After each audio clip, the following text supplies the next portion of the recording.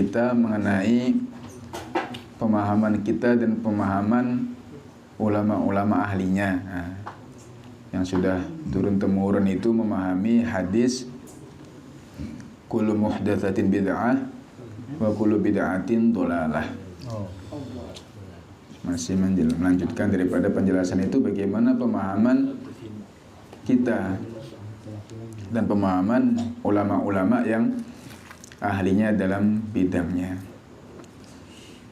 Maka kemarin sudah kita bahas di awal bahwasanya di antara pemahamannya adalah kalimat tersebut adalah kalimat yang umum, akan tetapi yang dikehendaki adalah khusus. Gitu. Jadi kesimpulannya itu, kalau misalkan kita dihadapkan dengan dalil tersebut, maka kita fahami, kita jawab bahwasanya itu tidak dipahami secara umum seluruhnya, tidak. Kullu bid'atin dhalalah itu tidak dipahami kemudian semua kullu di situ itu titiknya itu bukan dipahami semua.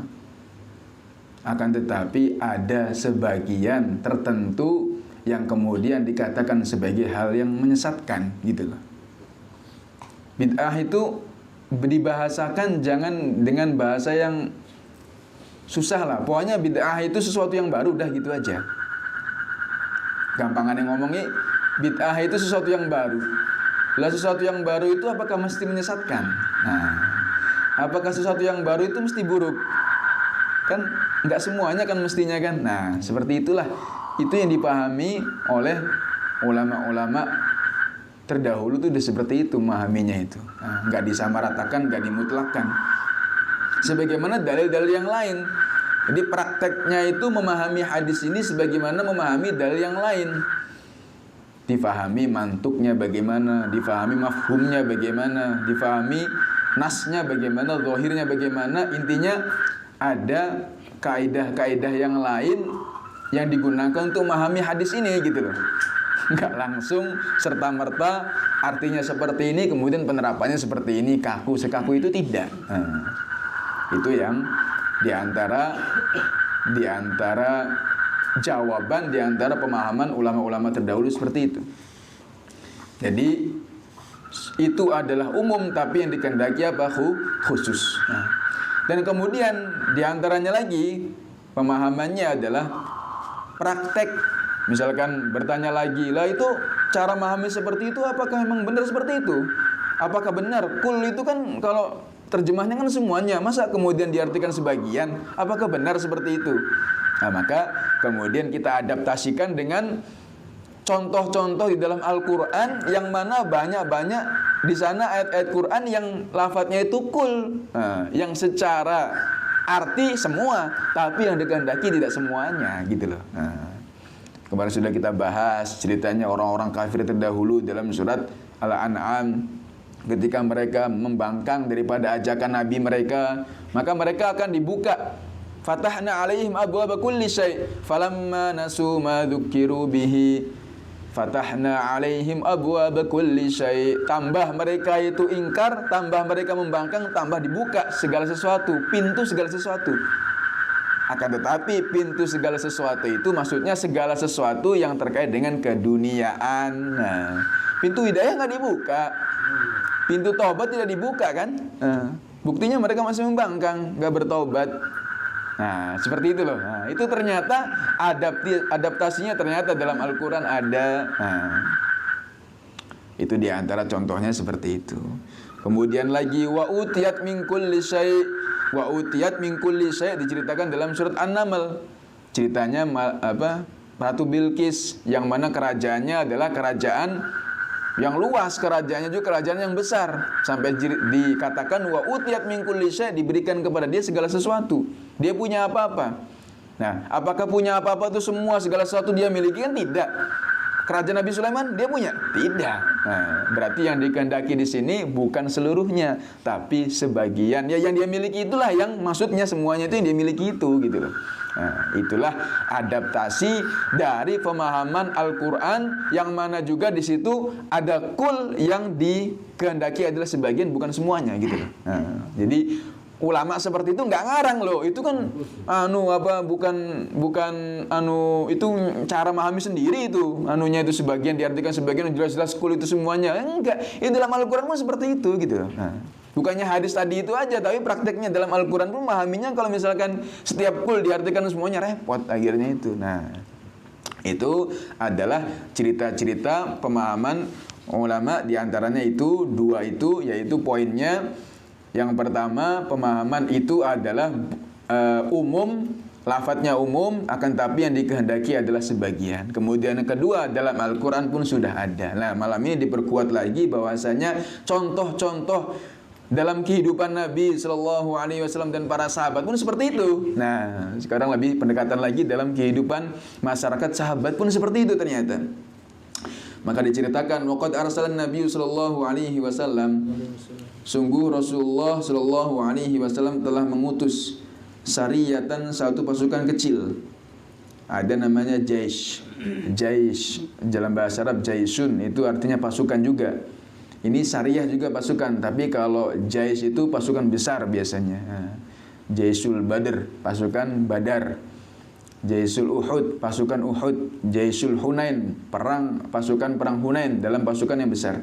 Kalau yang syariah ini biasanya pasukan kecil dan tidak diikuti baginda Rasulullah Sallallahu Alaihi Wasallam. Kalau ghazwah itu mesti diikuti Rasulullah, Ghazwatul Badr. Nah, jadi sama-sama perangnya, tapi kalau lafadz bahasa Arabnya beda, artinya beda lah. Itu luasnya bahasa Arab seperti itu. Beliau mengirim satu pasukan biwasitati ba'di ashabi, dengan perantara sebagian sahabat, mengirim sebagian sahabat. Wa amara ashabahu bisam'i wa ta'ah, dan kemudian beliau memerintahkan sahabat-sahabat beliau untuk sami'na wa ta'na, untuk mendengar dan untuk taat kepada amir, pimpinan pasukan tersebut. Faghadiba, maka ringkasnya jamaah ini pasukannya sudah diberangkatkan, amirnya sudah ada, suruh taat sama amirnya. Maka tengah-tengah perjalanan itu ada masalah. Faghadiba, maka sehingga karena masalah itu kemudian pimpinannya itu agak marah. Nah, satu masalah nggak diceritakan di sini, yang jelas kemudian amirnya itu marah-marah. Fa'ajjaja naron wa amarahum bidukhuliha, kemudian amirnya itu nyalakan api, buat api, kemudian jadi wa amarahum bidukhuliha, kemudian merintahkan para sahabat untuk masuki api tersebut. Bima amarun Nabi sallallahu alaihi wasallam lahum bisam'i wa ta'ah, dengan dasar bahwasanya Nabi merintahkan untuk sami'na wa ta'na. Ayo, kan baindayanya sami'na wa ta'na loh sama amirnya. Nah, sekarang saya buat api, masuk semuanya ke dalam api. Nah. Faqalu, maka para sahabat makmurnya itu mengatakan, innama amanna wa jahadna khaufan minan nar. Kami ini beriman, kemudian kami ini berjihad adalah supaya terhindar dari neraka, dari api gitu loh. Lah kok sekarang suruh masuk api ini bagaimana? Di antara pemahaman seperti itu.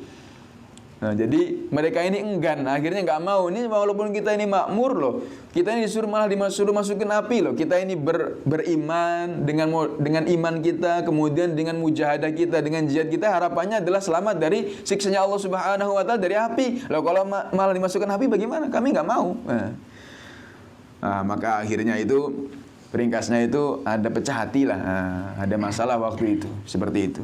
Akhirnya falamma raja'u ilan Nabi sallallahu alaihi wasallam, sudah selesai, pasukan sudah selesai, ceritanya udah pulang lagi ke Madinah, balik kepada baginda Rasulullah sallallahu alaihi wasallam, akhbaruhu, maka akhirnya para sahabat bercerita kepada Rasulullah.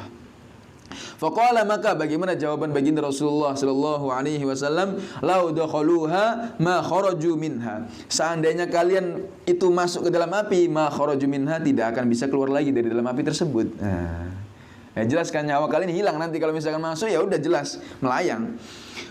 Kemudian innama ta'atu fil ma'ruf, sesungguhnya ketaatan itu hanya dalam kebaikan-kebaikan. Makanya taat kepada pimpinan, taat kepada amir selama memerintahkannya itu kepada kebaikan, kepada ketaatan kepada Allah, kepada ketaatan kepada baginda Rasulullah sallallahu alaihi wasallam. Kok ini malah merintahkan kepada keburukan, perkara yang membahayakan, bagaimana? Nah, maknanya bagaimana?